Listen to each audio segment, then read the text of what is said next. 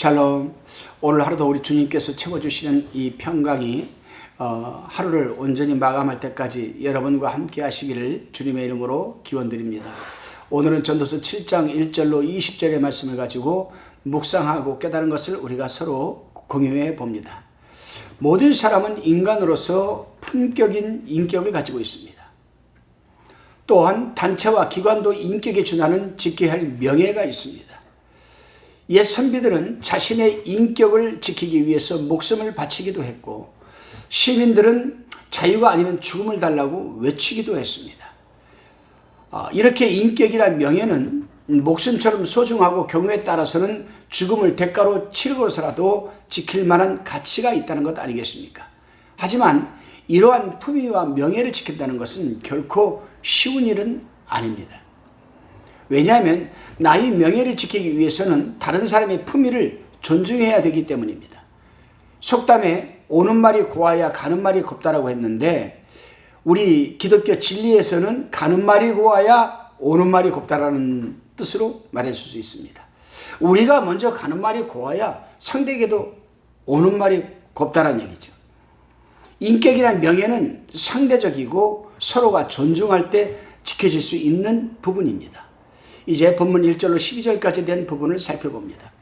솔로몬은 죽음의 날이 출생의 이 날보다 나으며 초상집에 가는 것이 잔치집에 가는 것보다 낫다라고 1절 2절에서 지금 말해주고 있습니다. 이게 무슨 말일까? 저는 이 부분을 놓고 한참을 생각해 봤습니다. 죽는다는 것이 태어나는 것보다 낫다. 초상집에 가는 것이 잔치집에 가는 것보다 낫다. 솔로몬이 이 말을 왜 이렇게 했을까? 역설적으로 하는 말이죠, 지금. 당연히 우리는 세상에 태어난 것이 축복이죠. 당연히 잔치집 가서 맛있는 거 많이 먹고 또 좋은 사람들하고 대화하고 그게 낫죠. 근데 솔로몬은 왜 이렇게 역설적으로 얘기를 하고 있을까? 여러분, 누구라도 출생하는 것을 보고 싶어 하고 잔치집에 가려고 하지 초상집에 가고 싶어 하는 마음 사람은 없을 겁니다. 그러나 솔로몬이 말하고자 하는 요지는 다만 사람이 죽음을 통해서 숙연해지고 허무한 인생을 그대로 보내지 않고 보람있게 살려고 하는 자극을 받을 수 있음을 강조하는 말입니다. 충격을 좀 받아라. 충격을. 좀 더 미화시켜서 얘기하면 도전을 좀 받아라. 도전을. 우리는 요즘 너무나 편안하고 안연한 삶을 살아가고 있는 것 같아요.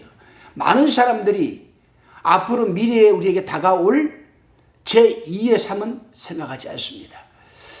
제가 매일매일 큐티를 올리고 있기 때문에 제 큐티를 좀 한번 저도 들어보려고 이렇게 검색하면서 문득문득 이러한 그 내용들이 많이 유튜브에 올라와 있더라고요. 죽은 사람이 체험했던 그 과정, 감정. 또 천국은 이래서 분명히 존재합니다. 지옥은 이래서 존재합니다. 과학적이고 설득력이 있는 그런 영상들이 많이 올라오는 걸 볼 수가 있습니다. 우리 기독교는 분명히 내세가 있습니다. 제2의 영원한 삶을 살아갈 영생의 삶이 우리에게는 기다리고 있습니다. 그것이 없다면 여러분, 우리가 이렇게 열심히 신앙생활할 이유가 없습니다. 여러분, 사자성어를 보면요, 인사류명이라는 글이 있고 호사유피라는 말이 있습니다. 여러분 많이 들어봤을 겁니다. 인사류명은 사람은 죽어서 이름을 남기고 호랑이는 죽어서 가족을 남긴다. 호사유피. 그런 의미죠. 사람은 죽으면 이름을 남기고 호랑이도 죽으면 가족을 남기는데, 인간으로서 무언가 후세에 기억되고 남길 만한 일을 해야 되지 않겠습니까? 그리고 우리가 죽어서 가야 된다라면은 죽어서 내세에 가서 그냥 살면이야 무슨 걱정이 있겠습니까? 그러나 우리가 죽고 나면 반드시 내세에 들어가기 전에 심판받아야 할 부분이 있다는 겁니다. 이 세상에서 현세에서 7, 80의 인생 동안 무엇을 하고 살았는가? 이 부분은 반드시 청산되고 넘어가야 할 분명히 사실이 지금 존재하고 있습니다. 그렇습니다, 여러분. 특히나 그리스도인으로서 이 세상에 살다가 그저 죽어버리면 그것만큼 허무한 것 없을 겁니다. 그런 차원에서 저는 제 어머님 김옥순 권사님을 참으로 존경하고 그 이름은 늘 제 가슴 속에서 늘 잊혀지지 않고 있습니다. 평신도였던 어머님께서 주의 종인 저에게 늘 믿음의 본을 보여주셨기 때문에 어머님의 인격과 품위 그리고 거룩하고 영원한 성도라는 이름을 사모하게 해주신 분이 바로 저희 어머님이십니다. 물론 배후에는 주님의 인도하심과 또한 역사하심이 있는 것은 사실이지만요. 그래서 저는 늘 제 멘토가 예수님 다음으로 어머님이라고 저는 생각하고 힘들 때마다 어머님 생각하면서 기도를 합니다. 그렇습니다, 여러분.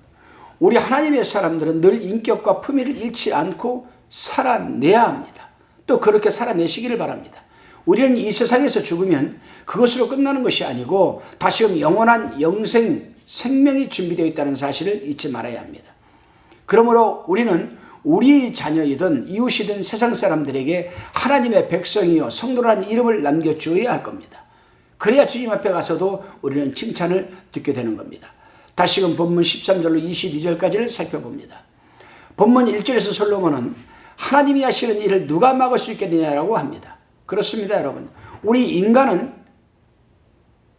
핵오염수, 지진, 폭우, 폭풍 이런 사태 하나 대비하지 못한 채 한계에 부딪히며 살아갑니다. 참으로 유한적인 존재들이죠. 그렇기 때문에 우리 인간은 피조된 위치에 있다는 사실을 늘 잊지 말고 겸손하게 살아가야 합니다. 우리는 이 즈음에서 한번 생각해 볼 것이 있습니다. 하나님께서 미개한 우리 민족에게 진리의 말씀과 더불어서 성령의 불을 들고 찾아오셨을 때 우리 민족은 유식하지도 그렇다고 능력도 없던 정말 이스라엘과 같은 그런 존재였습니다.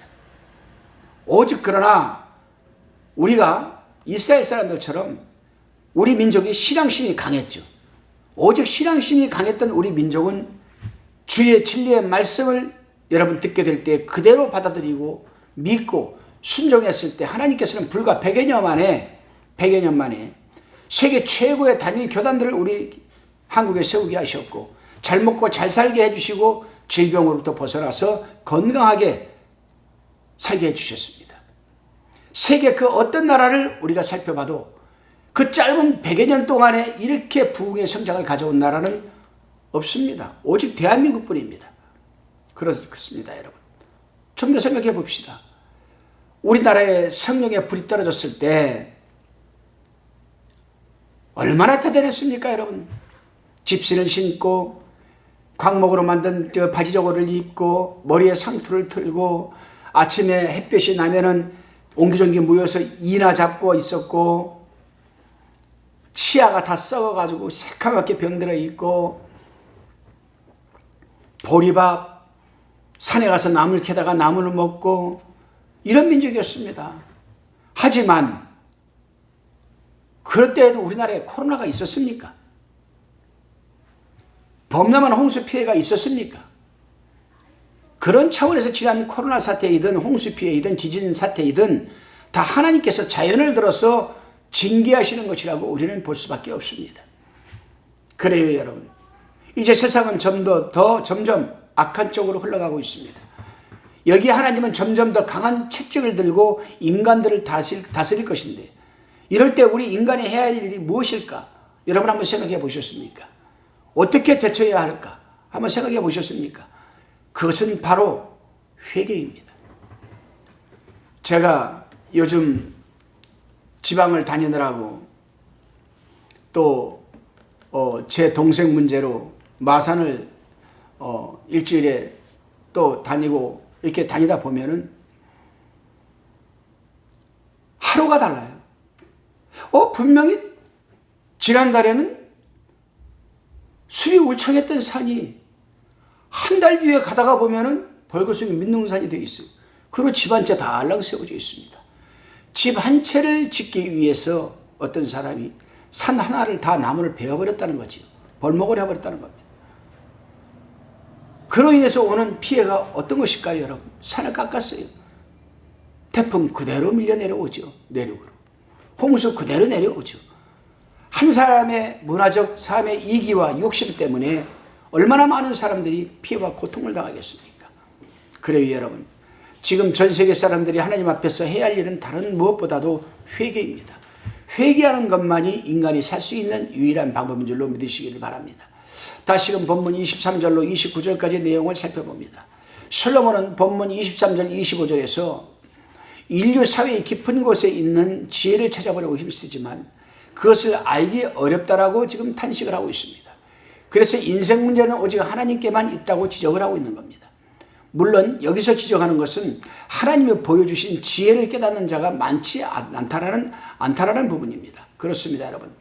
구약시대에는 아주 특별계시, 즉 성경이 완성되지 않고 일반 계시만 존재하고 있었기 때문에 하나님의 선지자 외에는 하나님의 지혜, 즉 예수 그리스도를 깨닫는 자가 많지는 않았습니다. 그러나 예수 그리스도가 이 땅에 초림하는 그 부분, 그래요. 예수 그리스도께서 이 땅에 first incarnation, 처음 이 땅에 오셔서 외친 말씀이 바로 회개하라 천국에 가까웠느니라는 말씀입니다. 그래요.